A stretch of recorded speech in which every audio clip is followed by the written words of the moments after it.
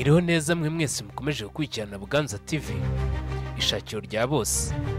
Iyo wageze kuri Buganza TV, Fandwa TV, ubumenyi bukura aha hakurikira mu biganiro, amakuru ndetse n'ubushakashatsi bugiye butandukanye tugenda tubagezaho. Uyu munsi tugiye kubagezaho ikiganiro twise Menya Rwamagana. Menya Rwamagana turaza kwibanda kuri menya akarere ka Rwamagana, aho tuza kumenya inama njyanama, komite nyobozi, imirenge n'utugari. Ibi byose turaza kubisangira muri kino kiganiro mpaka mumenye neza Rwamagana n'ibyiza byaho. Nge mugiye kwisangira nitwa P1. Mfashe dusangiye ikiganiro.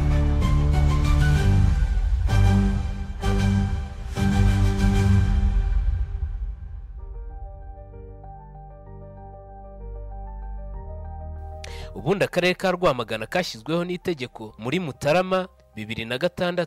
Ni kamwe mu turere 7 tugize intara y'Iburasirazuba, akaba ari nako karere karimo icyicaro cy'intara. Akarere ka Rwamagana kagizwe n'icyari akarere ka Muhazi, icyari akarere ka Bicumbi, imirenge 2 yari iya Gasabo, Fumbwe na Mununu, n'imirenge 3 yari iya Kabarondo ariyo Kaduha, Rweru na Nkungu. Hiyongeraho icyari umujyi wa Rwamagana. Ubundi akarere ka Rwamagana gahana imbibi n'utundi turere ku buryo bukurikira. Mu majyaruguru yako hari uturere twa Gatsibo na Gicumbi, mu burasirazuba hari akarere ka Kayonza, mu majyepfo yako hari uturere twa Ngoma na Bugesera, naho mu burengerazuba bwako hari uturere twa Kicukiro na Gasabo.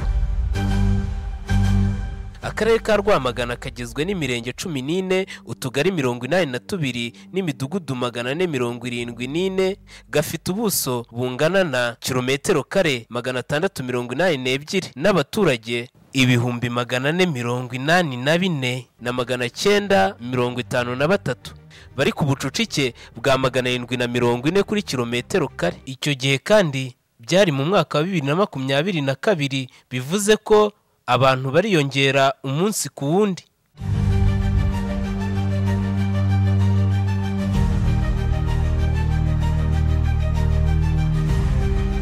Ubundi hari amahirwe yo kubyaza umusaruro mu karere ka Rwamagana hashingiwe ku miterere yako ndetse n'uburyo abaturage b'akarere ka Rwamagana bagenda biteza imbere.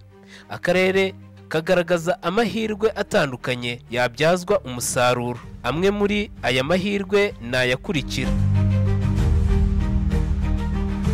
Mu karere ka Rwamagana hari ubutaka bwera cyane. Ubutaka burera kandi ku buryo hakorerwaho ubuhinzi bw'ibihingwa bitandukanye birimo urutoki, ibigori, ikawa, imbuto, indabo n'ibindi. Mu karere ka Rwamagana kandi hari ibiyaga bya Muhazi na Mugesera.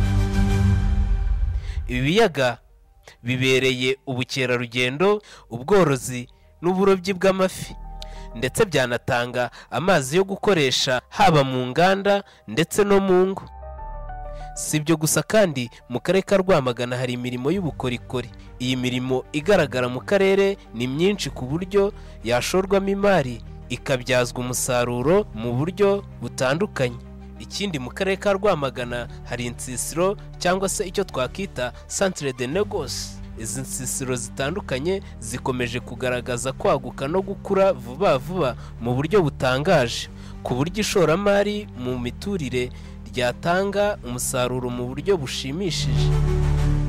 Naho ingo zingana na 83% zituye mu midugudu.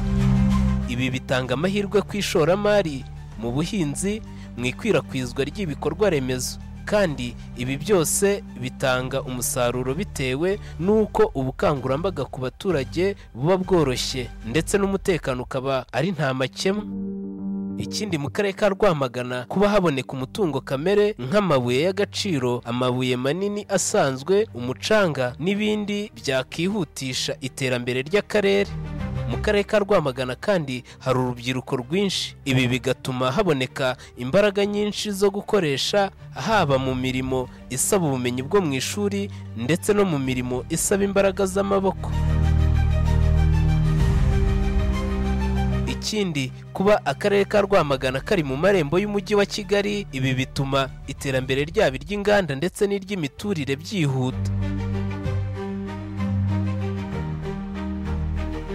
Ese nihe hashobora gushorwa imari mu karere ka Rwamagana?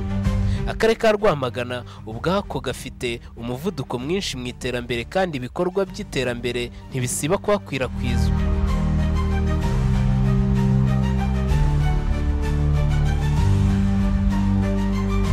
Imihanda ikomeje gukorwa neza ku buryo ubuhahirane bworoshye ku buryo bwose bushoboka. Ibi bituma imari wahashora yose yakunguka kandi igatera imbere. Bimwe mu byo ushobora gushoramo imari muri aka karere ka Rwamagana ni ibi bikurikira. Ubundi aho gushora imari mu karere ka Rwamagana hambere ni mu Gakiriro ka Rwamagana. Aha ni ahazajya hashakirwa ibikoresho byose by'ubwubatsi ndetse n'ibijyanye n'ububaji. Ibyiciro bibiri, phase 1 phase 2 by'Agakiriro bimaze kubakwa kandi birakora neza, ariko kubaka ibindi byiciro biracyakomeje. Aha mu karere ka Rwamagana kuba hamaze kubakwa isoko rya kijyambere rya Rwamagana Modern Market, ibi nabyo bikaba bishobora kwihutisha iterambere ry'akarere ka Rwamagana kuko byaba byiza hashowemo imari. Ikindi twavuga ni inganda cyangwa se industries. Hari igice kinini cyateganyirijwemo industrial zone. Kugeza ubu inyinshi zamaze kuzura kandi zirakora neza. Ikindi twavuga ni imiturire, urbanization. Uko amajyambere yihuta ni nako n'imiturire igenda itezwa imbere. Ku muhanda wa Puwaruru hari icyanya gihari cyateganyirijweho ibibanza byo guturamo. Igishushanyo mbonera cyaho kikaba cyarakozwe. Ikindi twavuga ni stade y'imikino ngororamubiri. Mu mishinga iri hafi gushyirwa mu bikorwa, imyidagaduro ntiyibagiranye. Mu karere ka Rwamagana hakaba hazubakwa stade mpuzamahanga. Iyo tuvuze ibyo byose ntitwakwibagirwa uburezi, education. Amashuri ku nzego zose akomeje kubakwa. Gusa akarere kakaba gafite umushinga wo kubaka na kaminuza mpuzamahanga.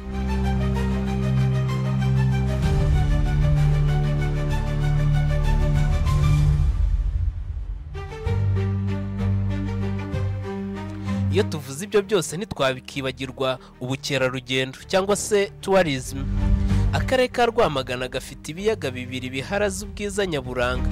Kuri ibyo biyaga hamaze kugera aho kwiyakirira yaba amahoteli cyangwa amamoteri, hotels and motels, ku buryo baba abashaka kuharuhukira cyangwa abashaka kuhakorera amahugurwa n'izindi nama basubijwe. Reka dusubikira ahangaha ikiganiro cyacu cyari kituraje ishinga uyu munsi. Ubutaha tuzabakomereza tumenya ese dufite imirenge ingahe, utugari tungahe, imidugudu ingahe, ese abayobozi bayobora iyi mirenge cyangwa se utugari mwaba mubazi, ese niho ushobora kujya kwaka serivisi, ese abayobozi bayoboye akarere ka Rwamagana yaba muri komite njyanama cyangwa se muri komite nyobozi mwaba mubizi. Icyo usabwa ni ugukanda subscribe ku muyoboro wanyu wa YouTube channel Buganza TV F1 Rwa TV, tugakomeza tukabagezaho byinshi n'ubucukumbuzi n'ubusesenguzi bwinshi. Murakaza neza mu karere ka Rwamagana. Nge wakibagezagaho ni P1.